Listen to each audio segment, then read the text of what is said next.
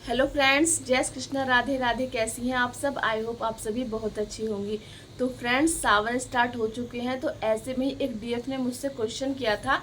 उनकी नज़र मेरे गले में पड़े इस रुद्राक्ष पे पड़ गई, तो उन्होंने पूछा कि इस रुद्राक्ष से जुड़ी कोई कहानी है तो आप हमारे साथ शेयर कर सकते हैं।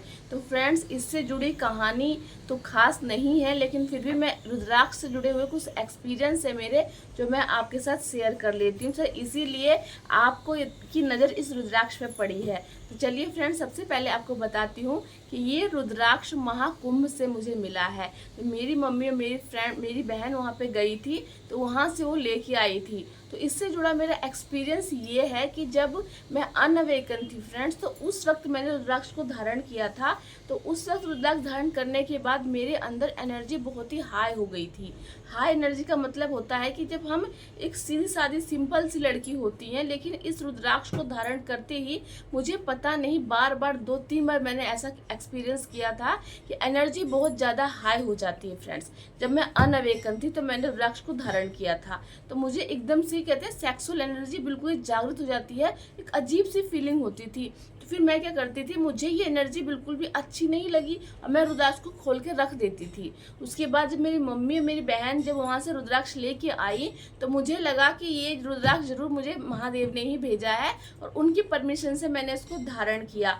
थोड़ा सा डर लग रहा था कि कहीं फिर से मेरी एनर्जी हाई ना हो जाए, क्योंकि आपको पता है कि इस जर्नी में जब हम बहुत काम करते हैं तब हम अपनी एनर्जी को बैलेंस करने लगते हैं। तो फ्रेंड्स, एक इनबैलेंस डिवाइन फेमिनिन ने रुद्राक्ष को धारण किया था, तो सेक्सुअल एनर्जी जागृत हुई थी, मतलब कि हमारे अंदर की ऊर्जा जागृत हो जाती है अगर हम अनअवेकन होते हैं और रुद्राक्ष से कनेक्ट होते हैं। तो इसका क्या मतलब था? इसका मतलब ये था कि हम शिव जी से पहले से ही कनेक्ट रहते हैं, और जब हम रुद्राक्ष को धारण करते हैं तो हमारे अंदर की ऊर्जा सरफेस पे आ जाती है। तो अनअवेकन डिवाइन फेमिनिन को पता नहीं था कि हमें उस ऊर्जा को लगाना कहाँ होता है, लेकिन जब मैं अवेकन हुई हूँ, मुझे पता चला, उसके बाद मैंने इस रुद्राक्ष को फिर धारण किया अवेकनिंग के 4 से 5 साल बाद। और जब मैंने अब धारण किया फ्रेंड्स इसको, तो मुझे कोई भी ऐसी एनर्जी पिक नहीं हुई, और मैं बिल्कुल ये भी प्रूफ होता है कि हम लोग इस जर्नी में अब बैलेंस हो रहे हैं, और हम इस रुद्राक्ष को कैरी करने लायक हो गए हैं, और इसकी ऊर्जा को अब हम धारण कर पा रहे हैं।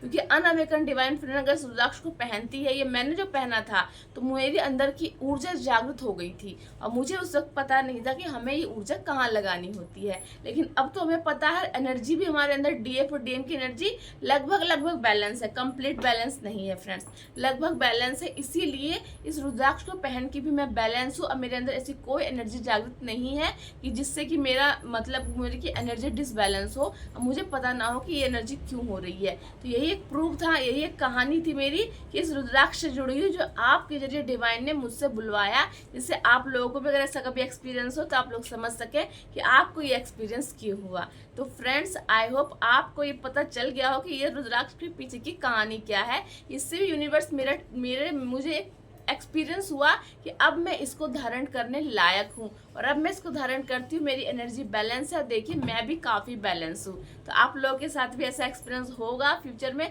तभी आप लोगों ने क्वेश्चन पूछा है। तो आई होप आपको पता चल गया हो कि मेरे रुद्राक्ष के पीछे की कहानी क्या है। चलिए फ्रेंड्स, मिलती हूँ नेक्स्ट वीडियो में। जय श्री कृष्णा, राधे राधे।